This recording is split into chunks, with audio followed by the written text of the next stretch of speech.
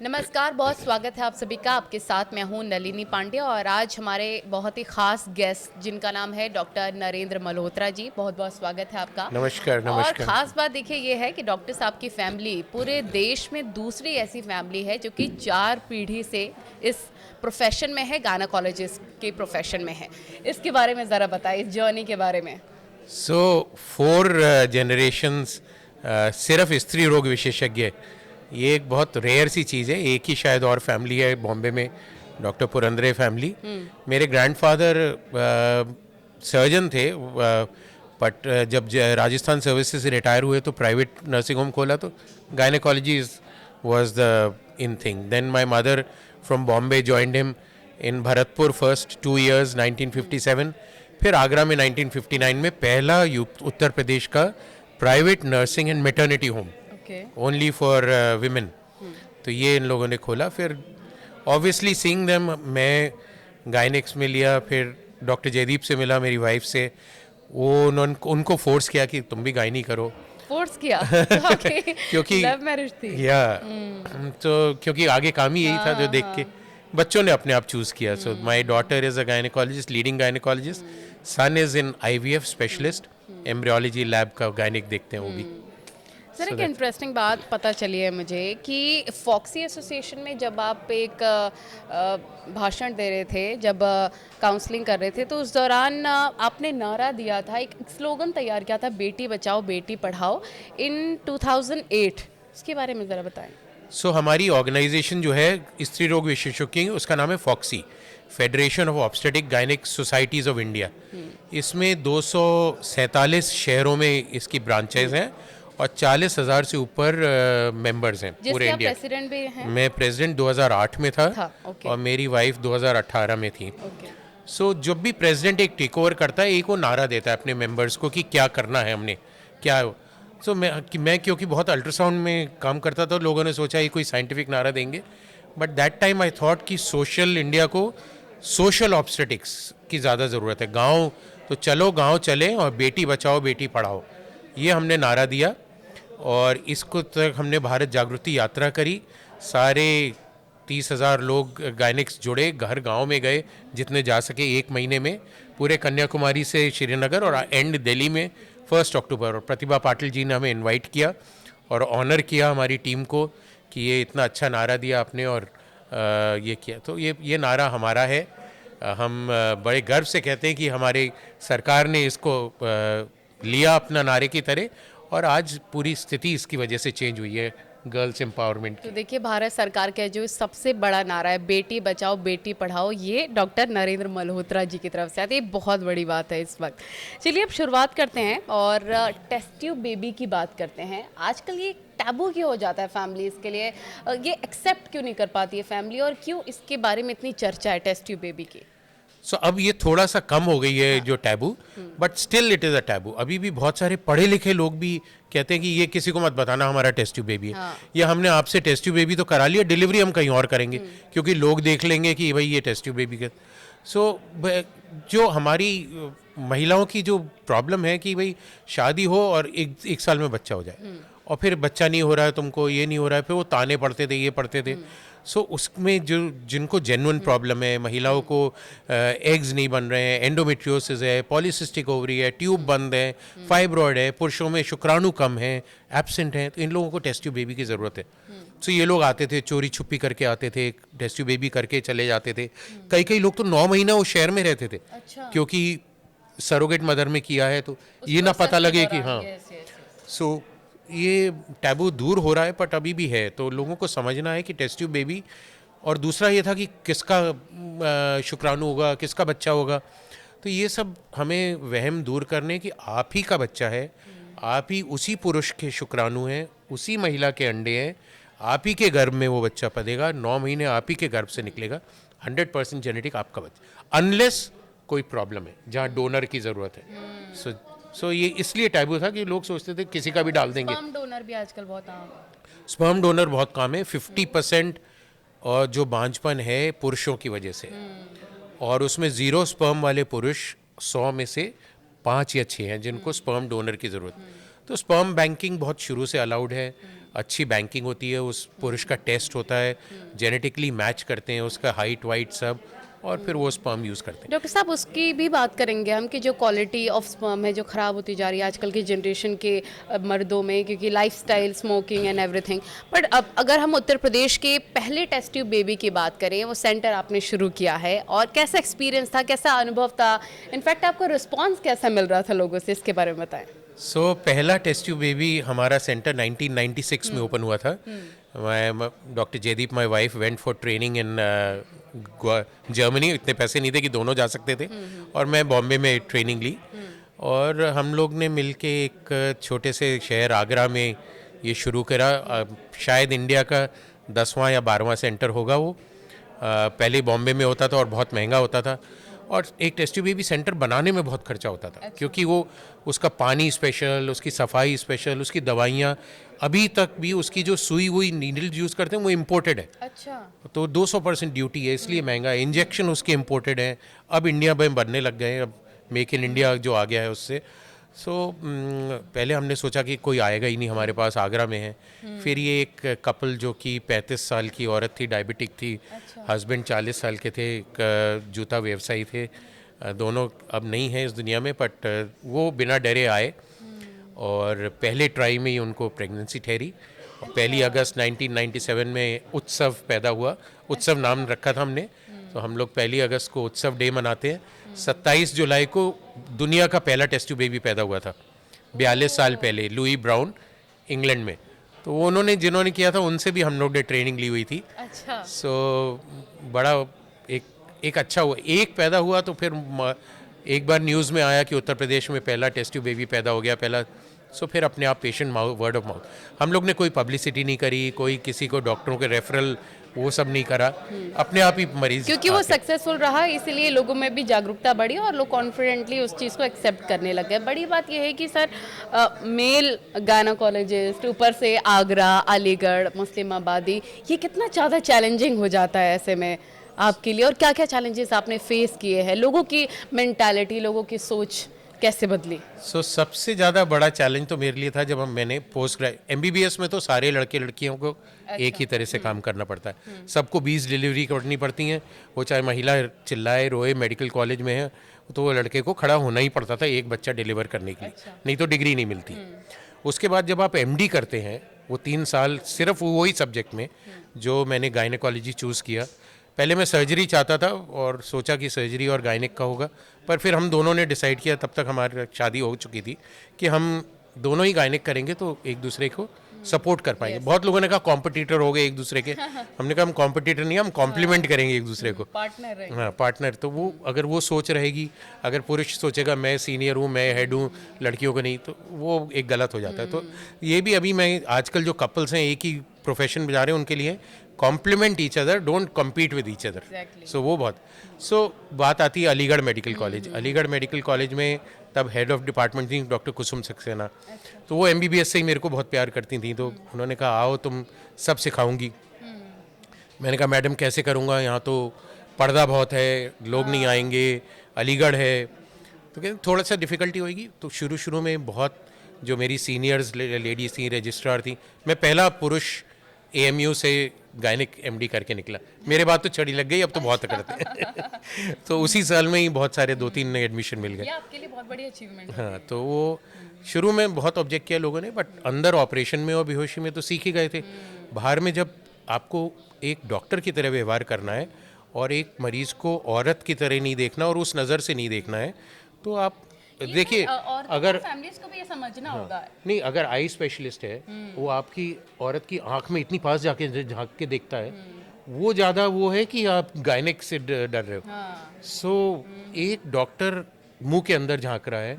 हमारे लिए सब अंग एक ही बराबर है, चाहे हम आंख में देख रहे हैं, चाहे यहाँ देख रहे हैं, चाहे जनांगनों की जांच कर रहे हैं।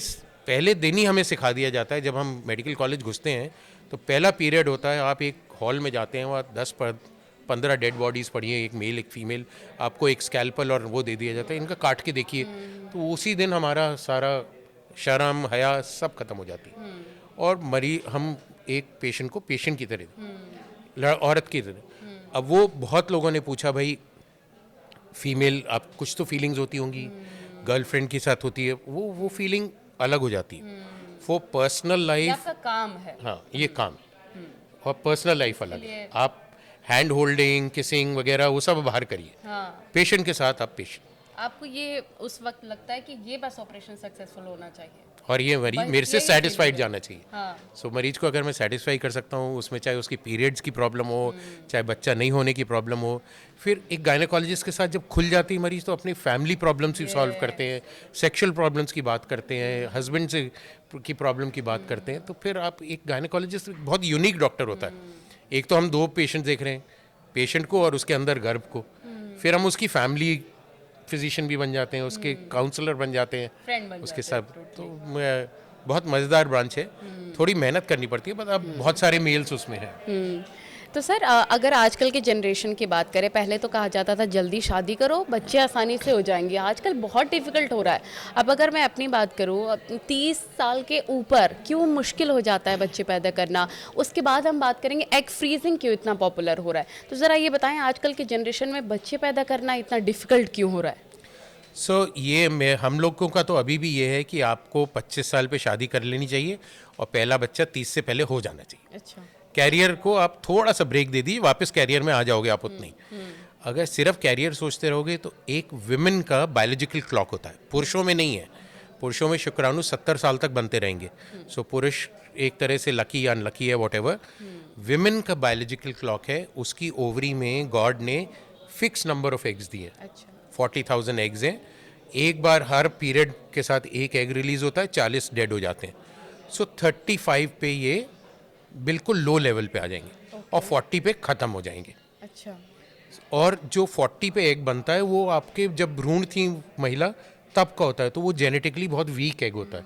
तो अगर आपको बच्चा, ये नहीं कहता मैं कि 40 के बच्चे नहीं होते, 40 के भी अपने बच्चे होते हैं, पर वो बहुत वीक होता है और उसको जेनेटिक बीमारियां होने का डर होता है। सो एक अच्छे सलाह यही है कि एक जो आपका कैरियर है, अब एजुकेशन तो हो गया विमेन में, एम्प्लॉयमेंट भी मिल गई है, एम्पावर भी कुछ कुछ हो गई हैं, बट अभी एनवायरनमेंट ख़राब है, इसलिए वुमेन को अभी भी कहते हैं जल्दी से शादी करो और इसको वो करो। सो बच्चा, फिर भी मेरी राय ये है, एक कैरियर को 25 से 30 साल के बीच में 2-3 साल का ब्रेक देके complete your family and then pursue your career all over again. Because 35 आप हो जाओगे तो फिर आपको टेस्ट ट्यूब बेबी कराना पड़ेगा। बिल्कुल। सर आप ये कह रहे हैं कि लड़के बहुत लकी होते हैं, 30, 70s, 80s तक उनके स्पर्म ठीक रहते हैं, लेकिन हम ये देख रहे हैं कि आजकल स्पर्म की क्वालिटी भी बहुत ख़राब हो रही है। Yes. ड्रिंकिंग, स्मोकिंग, जिसकी वजह से अगर लड़की यंग भी है तो इफेक्ट होगा बच्चे पर आने वाले वक्त में। सो हमारे टाइम पे जब हमें पढ़ाया जाता था, जब हम सीमेन टेस्ट करते थे, स्पर्म टेस्ट, तो हमें बताया जाता था हर ml ऑफ डिस्चार्ज में 60 मिलियन स्पर्म्स नॉर्मल होते हैं।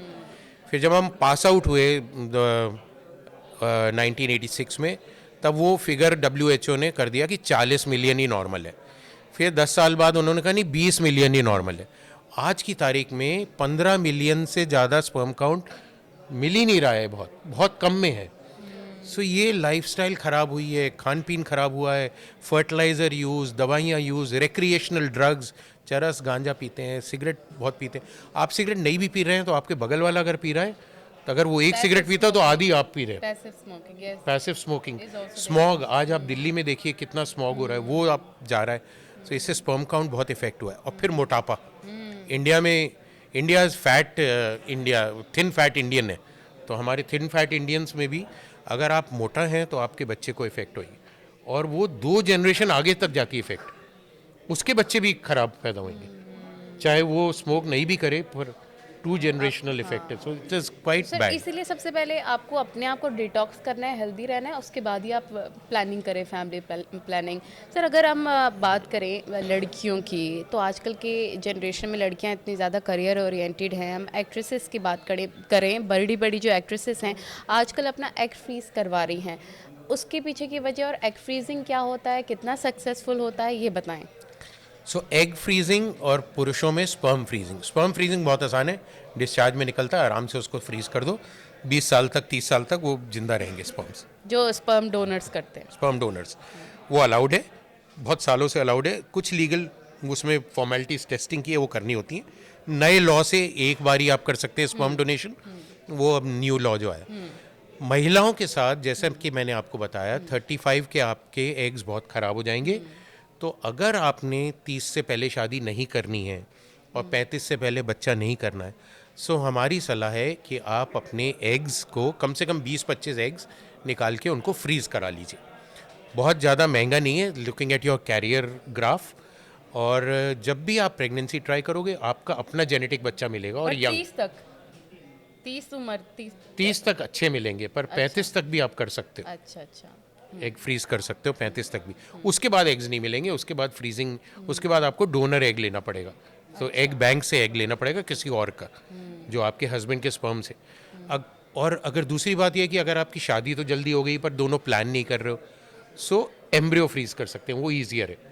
आपके एग ले लिए, उसमें से भ्रूण बना लिया, एम्ब्रियो, एम्ब्रियो को फ्रीज कर दिया, अब आपको जब चाहिए आपके अंदर डाल दिया, बच्चा हो जाएगा आपका। तो आप ये कह रहे हैं कि आज आने वाले वक्त में इन फ्यूचर एग फ्रीजिंग बहुत नॉर्मल हो जाएगा और लड़कियों के लिए ये सही है, बेनिफिशियल है। एब्सोल्युटली, बिकॉज कैरियर ओरिएंटेशन है, एम्पावर्ड होना चाहते हैं, अपनी रिप्रोडक्शन को खुद कंट्रोल करना चाहते हैं, अपना खुद का जेनेटिक बच्चा चाहते हैं, डोनर नहीं यूज़ करना चाहते एज में। So why not, and it is not very difficult, it is simple. और सब test tube baby centre almost सब में अवेलेबल है। ऑब्वियसली आपको अच्छी जगह पे जाना चाहिए और बहुत छोटी मोटी जगह पे नहीं कराना चाहिए, क्योंकि और आप 20 साल तक रख सकते हो। 20 साल। तो अगर आपने क्या 20 उसका पे फिर फ्रीज कराया तो cost क्या 40, होगा? कोई 1.5-2 लाख रुपए में एक एग फ्रीजिंग का साइकिल। उसको फिर मेंटेन करने के लिए एवरी ईयर, क्योंकि लिक्विड नाइट्रोजन फिल करना होता है, तो कुछ थोड़ा सा minimal cost till per year और मेंटेनेंस कॉस्ट होती है। So it's not very expensive, seeing your career आप और वो करना है। एंड दूसरी चीज़, इंडिया में मेनोपॉज की एज कम है। अच्छा। सो जैसे यूरोप में मेनोपॉज आता है 52 के बाद, इंडिया में 46 47 पे। सो एग्स कम है इंडियन वुमेन, तो जल्दी ख़त्म हो जाएंगे। So premature menopause, primary ovarian insufficiency, ovarian failure, इन सब को भी ध्यान रखना सर चाहिए। मैं तो ये देख रही हूँ आजकल एग फ्रीजिंग हो गया, सिंगल पेरेंट बड़े बड़े एक्टर्स हैं जो कि जिनको पार्टनर की ज़रूरत ही नहीं है, उनके भी बच्चे हो रहे हैं। आजकल ये बहुत ज़्यादा कॉमन हो रहा है। अगर मैं कहूँ कि डिज़ाइनर बेबी पैदा हो रहा है आजकल बड़े बड़े सेलिब्रिटीज़ के का, ये कितना पॉसिबल होता है और ये कितना इसमें अगर ड्रॉबैक ना हो, आप कैसे अपना डिज़ाइनर बेबी पैदा कर सकते हैं लैब में, उसके बारे में बताइए ज़रा। सो सबसे पहले तो बात करते हैं कि भाई single parent. So legally single parent women allowed है, men are not allowed. So मेरे को अगर शादी नहीं हो या कोई आदमी का मैं शादी नहीं करूँगा, मेरे को बच्चा चाहिए, ये थोड़े दिन पहले अलाउड था, इंडिया में सबसे ज़्यादा हो रहा था। सो होमोसेक्सुअल संलिप्त कपल आ रहे थे और अंडे किसी से लेते थे, किसी औरत में भ्रूण, और दोनों आपने फोटो देखी होगी, इंडिया की 5 लाख में एक आदमी ने इधर से बच्चे को पकड़ा, एक इधर से, और बच्चा लेके इंडिया से जा रहा था। इसीलिए इंडिया में ये सब बैन हुआ, क्योंकि ये कॉमन हो गया था, बहुत कॉमन। सो सिंगल मेल या same sex male are not allowed to have babies in India and in most of the countries. Single women can have children by कृत्रिम गर्भाधान, IUI, which is simple. Donor से लेना पड़ेगा आपको, donor sperm bank से या फिर IVF से, तो वो अलाउड है इंडिया में। अगर आप शादी नहीं करना चाहते हैं, हस्बैंड नहीं करना चाहते हैं, अकेला बच्चा कर सकते हैं आप। तो सर कैसे कुछ बड़े बड़े सेलिब्रिटी जो मेल अब आपने देखा, कैसे रख रहे हैं? अब ये लॉ आने से पहले हो गया। अच्छा। सो लॉ आने से पहले करण जौहर सब लोग जानते ही हैं, Shahrukh Khan surrogate mother, Diana Hayden egg freezing, और तुषार कपूर, ये सब लोग ने ये लॉ, अब लॉ स्ट्रिक्ट है, अब लॉ अलाउ नहीं करेगी ये सब। हम बात एक्ट्रेसेस की कर रहे हैं सर, तो वहाँ पर कई ऐसी जो सर्जरीज़ हैं बहुत ज़्यादा कॉमन हो गई हैं, चाहे चीक्स की बात करें, बॉडी की बात करें, तो वो भी हम एक तरह से डिज़ाइनर अपनी बॉडी बना देते हैं। वो कितना ज़्यादा हार्मफुल एक औरत के लिए हो सकता है, कैंसरस? सो ये बहुत इंटरेस्टिंग है, थोड़ा सा हट के सवाल है। हाँ। ये एक नई ब्रांच शुरू हुई है, इसकी भी नई सोसाइटी है, और फॉर्चुनेटली और अनफॉर्चुनेटली मैं ही उसका प्रेसिडेंट हूँ। अच्छा। ये इसको कहते हैं हम कॉस्मेटिक गायनेकोलॉजी।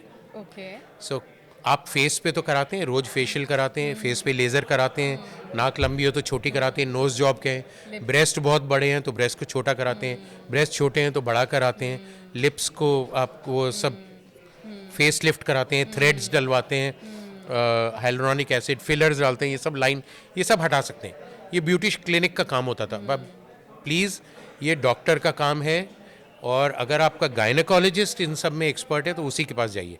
या डर्मेटोलॉजिस्ट स्किन के पास, क्योंकि गायनेकोलॉजिस्ट एक औरत की बॉडी को ज़्यादा समझता है और हार्मोन्स साथ साथ दे सकता। सो पेट पे फैट, ये टमी टक, ये टमी के सारे, सरप्राइजिंग ये है कि अब वेजाइनल डिज़ाइनर वेजाइना आ गया। ओह, सो दैट इज़, वो मैंने 1986 में सिंगापुर में एक कॉन्फ्रेंस में सुना था और आके मैंने कहा ये पता नहीं, एक हिंदुस्तान टाइम्स में मैंने उसके एडिटोरियल भी लिखा कि ये डिज़ाइनर विजाइना आएगा कभी ना कभी इंडिया में।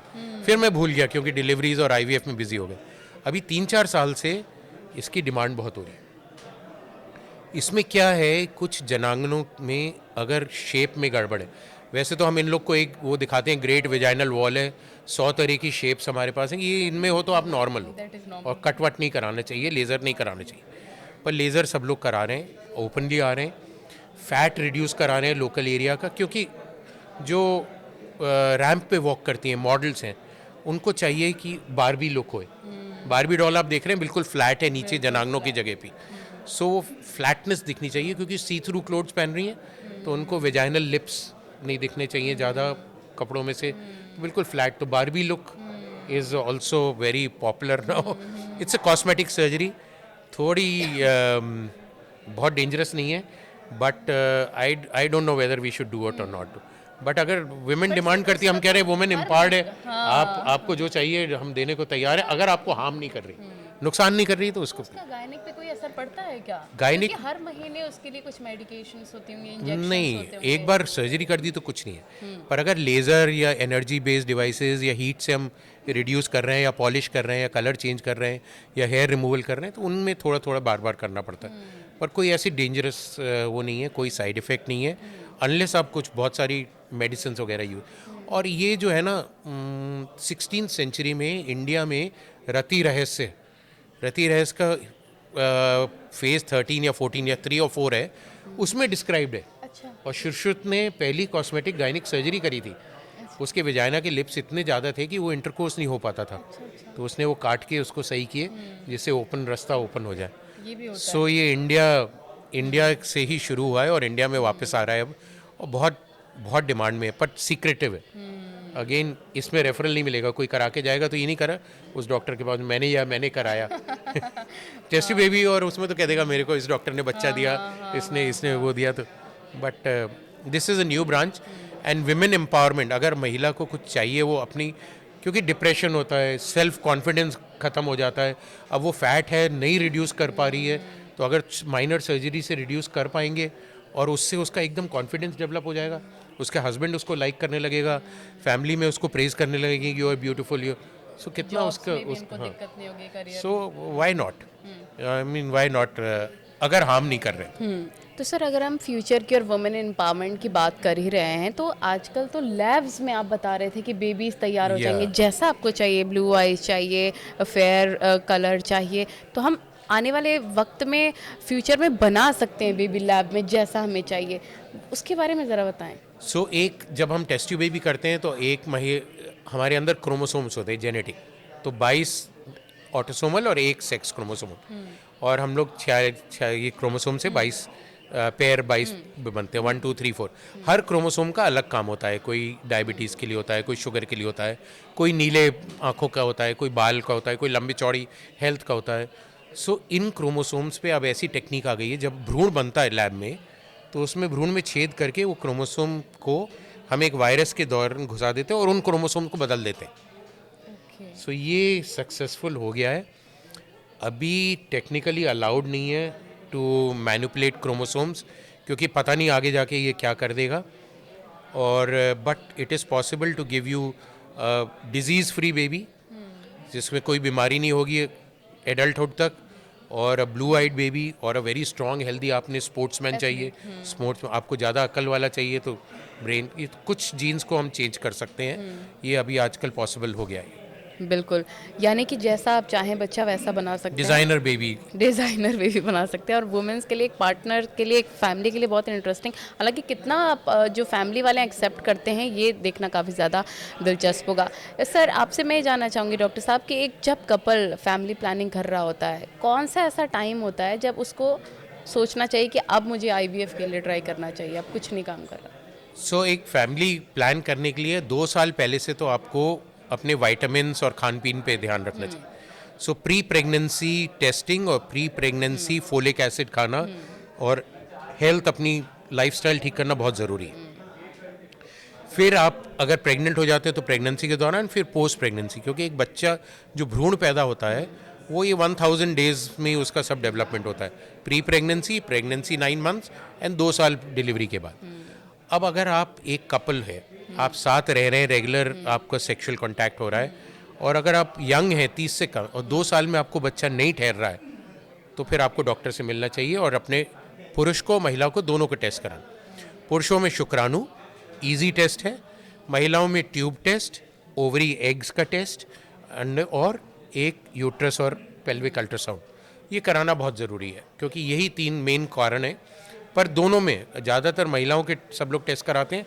हस्बैंड कहता है मैं तो ठीक ठाक हूँ, पुरुष जैसे male attitude, but 50% cause male में है, और उसका टेस्ट करना सबसे ईजी है। सो दैट अगर एक टेस्ट करा ले तो आधा हमारी चिंता दूर हो जाती।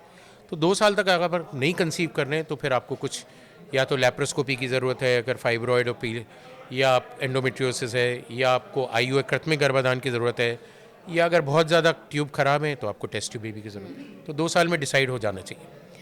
डॉक्टर साहब, आजकल की जो महिलाएं हैं काफ़ी ज़्यादा करियर में आगे बढ़ रही हैं, विमेन एम्पावर हो रही हैं, लेकिन लाइफस्टाइल भी काफ़ी बिगड़ रहा है या चेंज हो रहा है। It's their personal life, cigarette P रही हैं, शराब पी रही हैं, वो कितना ज़्यादा उनकी प्रेगनेंसी पे इफेक्ट करता है? सो एनी रिक्रिएशनल ड्रग, चाहे सिगरेट हो, चाहे पान तंबाकू हो, तंबाकू खाना बहुत चालू हो गया है, मैरियोना गांजा चरस इंडिया में फ्रीली मिलता है, गवर्नमेंट ठेके की दुकानें हैं, और वो अमेरिका जैसे शहरों में लीगल हो गया है अब तो ये सब चीज़ें से बहुत बहुत दूर रहना चाहिए।